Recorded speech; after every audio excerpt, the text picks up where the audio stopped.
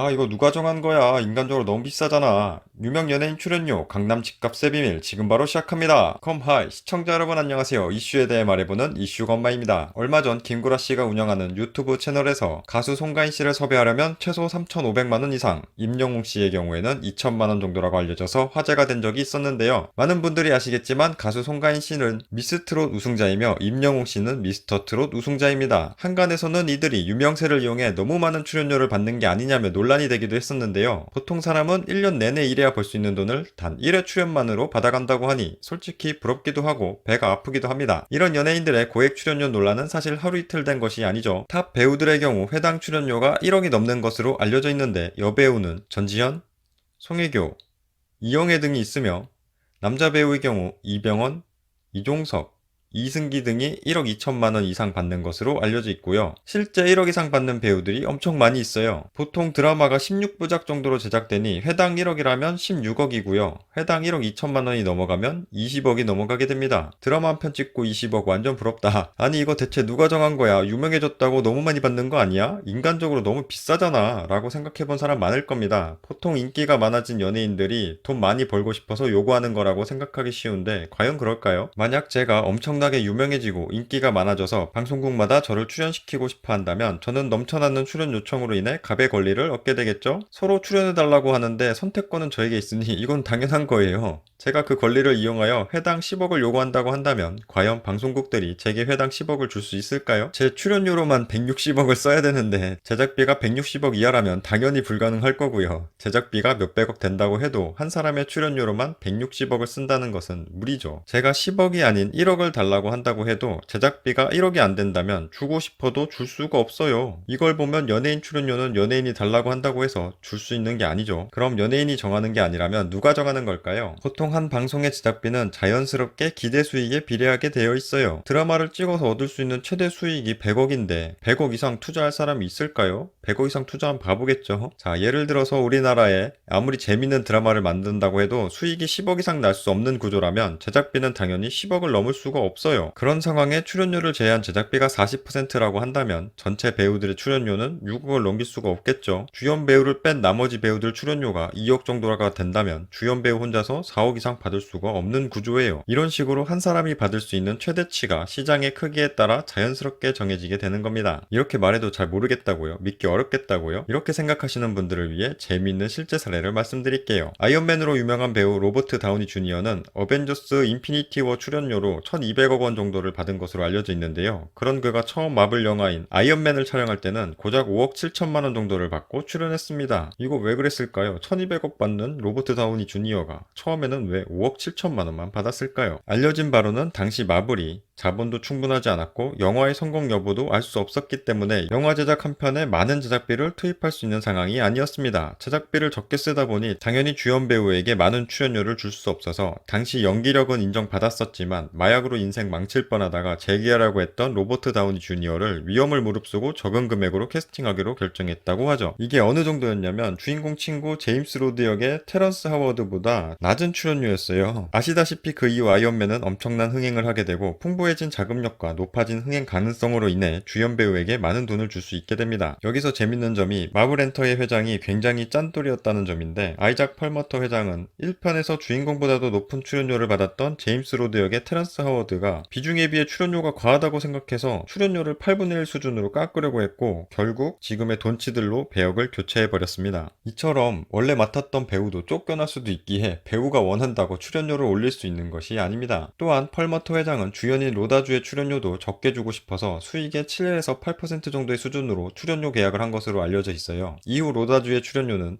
아이언맨 2 115억, 어벤져스 아이언맨 3 577억, 어벤져스 2 951억, 마지막 어벤져스 인피니티 워 엔드게임에서는 1200억이 되었습니다. 배역까지 바꿔버리는 펄머터 회장이 로다주에게 1200억씩이나 주고 싶어서 줬을까요? 물론 펄머터 회장은 중간에 교체됐고요. 엄청난 흥행으로 인해 어벤져스 영화의 기대 수익이 그만큼 컸기에 제작비도 그에 맞게 책정될 수 있었고 출연료도 지급할 수 있었던 것입니다. 그런 로다주가 1200억 원의 출연료를 받았으니까 이제 그의 출연료는 1200억 원으로 고정할 수 있을까요? 마블 영화가 요즘 잘 나간다고 모든 영화가 그에 맞는 출연료를 줄 수 있는 건 아니겠죠. 다른 영화를 찍기 위해서는 그 다른 영화의 제작비에 맞춰서 로다주에게 제안을 할 거예요. 로다주는 그 제안받은 금액을 보고 할지 말지 선택을 하게 될 거고요. 그러면서 자연스럽게 시장 크기에 맞는 그의 출연료가 정해질 겁니다. 물론 어느 정도 대우는 해주겠죠. 연예인 고액 출연료만큼이나 서울 강남 아파트 집값 또한 논란이 많이 되고 있죠. 지금 정부 정책을 보면 다주택 투기꾼들이 집값을 올리는 거라 얘기하고 정말 많은 사람들이 그렇다고 생각을 하고 있는 것 같아요. 어떻게 아파트 가격이 20억, 30억이 넘을 수 있냐? 서울 아파트 중간 가격이 9억이 넘는다던데 일반 직장인이 15년 모아도 살 수가 없다. 이 미친 집값이라는 이 집값은 과연 투기꾼이 만들 수 있을까요? 자, 제가 10억짜리 집 하나가 있다고 칠게요. 20억에 제가 팔고 싶다고 팔 수 있을까요? 팔 수 있는 거 아니죠. 나 혼자 20억에 팔려고 해도 아무도 안 삽니다. 그럼 내가 투기꾼이라 10억짜리 집 하나를 11억에 사고 그 다음 12억에 또 하나 사고 그 다음 13억에 또 하나 사고 이런 식으로 10개를 1억씩 올려 20억에 산다면 아파트 시세가 20억이 될까요?